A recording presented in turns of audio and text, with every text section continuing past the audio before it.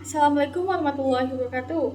Pada kesempatan kali ini, saya Novila Fiani dari kelas 11 Senat Perbankan 1. Di sini, saya akan membahas tentang makalah yang saya buat dengan judul Analisis Volusi Saham Perbankan PT Bank Syariah Indonesia periode 2026. Latar belakang dari pembuatan makalah ini juga adalah karena dalam dunia investasi, analisis laporan keuangan sangat penting untuk mengetahui kondisi ataupun nilai suatu perusahaan. Biasanya, investor juga menggunakan beberapa rasio keuangan seperti BBPS, PBV, IPS, ataupun PER untuk menentukan apakah suatu saham itu layak dibeli atau tidak. Dalam makalah ini, saya menggunakan PT Bank Syariah Indonesia atau BSI sebagai objek penelitian karena BSI merupakan salah satu bank syariah terbesar di Indonesia dan memiliki perkembangan yang cukup pesat. Nah, tujuan dari makalah ini sendiri untuk mengetahui pengertian BVS, PBV, IPS, dan PER, memahami cara menghitung rasio tersebut, serta menganalisis keuntungan investasi saham. Nah, pada kesempatan kali ini, pada bagian landasan teori menjelaskan bahwa valuasi saham merupakan proses untuk menentukan nilai wajar saham dengan membandingkan harga pasar dan kondisi keuangan perusahaan. Seperti membandingkan harga pasar dan kondisi keuangan perusahaan dengan valuasi saham, investor dapat mengetahui apakah saham tersebut dalam kondisi undervalued ataupun overvalued. Oke, selanjutnya pada pembahasan dan gunakan data keuangan Bank Syariah Indonesia, yaitu total ekuitas sebesar 51,95 miliar, laba bersih sebesar 2,2 triliun, jumlah saham beredar sebanyak 45 miliar lembar, dan harga saham sebesar Rp1.855 per lembar. Nah, dari data tersebut diperoleh hasil perhitungan BVS sebesar 1,13 per lembar saham, kemudian PBV sebesar 1.641 kali, IPS sebesar 47,69, dan PER sebesar 38,9 kali. Hasil tersebut menunjukkan bahwa PT Bank Syariah Indonesia memiliki kemampuan yang cukup baik dalam menghasilkan laba dan memiliki prospek pertumbuhan yang dipercaya oleh investor. Namun, tingginya nilai PBV dan PER juga menunjukkan harga saham perusahaan tergolong cukup mahal dibandingkan nilai buku dan laba perusahaan. Selain itu, dalam makalah ini juga dilakukan simulasi investasi sebesar 1 miliar. Dengan modal tersebut, investor dapat membeli sekitar 5.390 lot saham atau sebesar Rp539.000 lembar saham.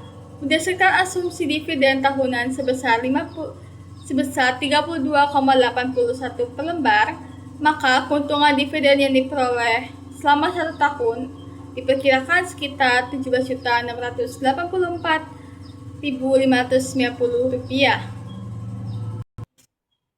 Kesimpulan dari makalah yang saya buat adalah bahwa PT Bank Syariah Indonesia memiliki kinerja keuangan yang cukup baik dan sahamnya memiliki potensi keuntungan bagi investor yang tinggi. Oleh karena itu, sebelum melakukan investasi, investor perlu memahami analisis sosio keuangan agar dapat mempertimbangkan keuntungan dan risiko dengan lebih baik. Itu saja yang bisa saya jelaskan tentang makalah saya dengan judul Analisis Volusi Saham Perbankan PT Bank Syariah Indonesia periode 2006. Nah, selanjutnya juga di sini saya akan membahas tentang 2 jurnal dan 1 buku yang saya baca tentang analisis perbankan.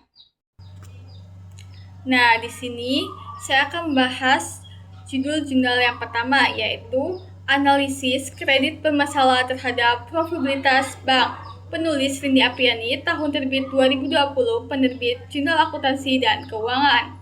Nah, jurnal ini tuh menjelaskan bahwa kredit bermasalah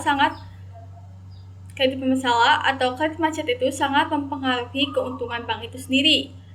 Jika banyak nasabah tidak membayar pinjaman secara tepat waktu, maka laba bank akan semakin menurun dan kondisi keuangan bank menjadi kurang stabil.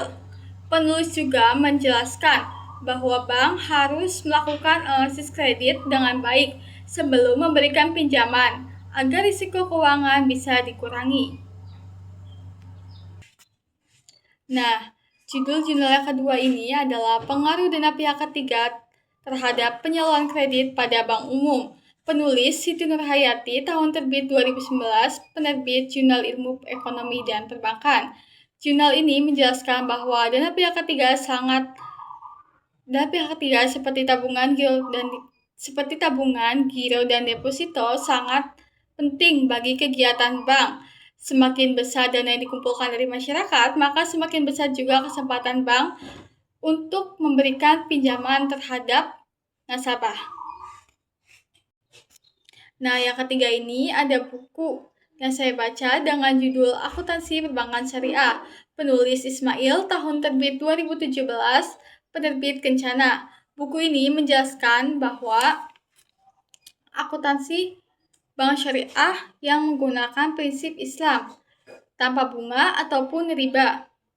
Isi buku ini juga menjelaskan tentang murabahah, musyarakah, dan wadiyah beserta pencatatan transaksinya. Nah, di sini juga kan ada mutabahah. Mutabahah adalah kerjasama antara pemilik modal dengan pengelola usahanya. Nah, selanjutnya ada murabahah. Murabahah adalah keuntungan jual beli yang sudah disepakati. Nah, selanjutnya ada musyarakah. Musyarakah adalah kerjasama di mana kedua pihak itu sama-sama memberikan modal. Nah, yang terakhir juga ada wadiyah. Wadiyah merupakan titipan uang ataupun barang.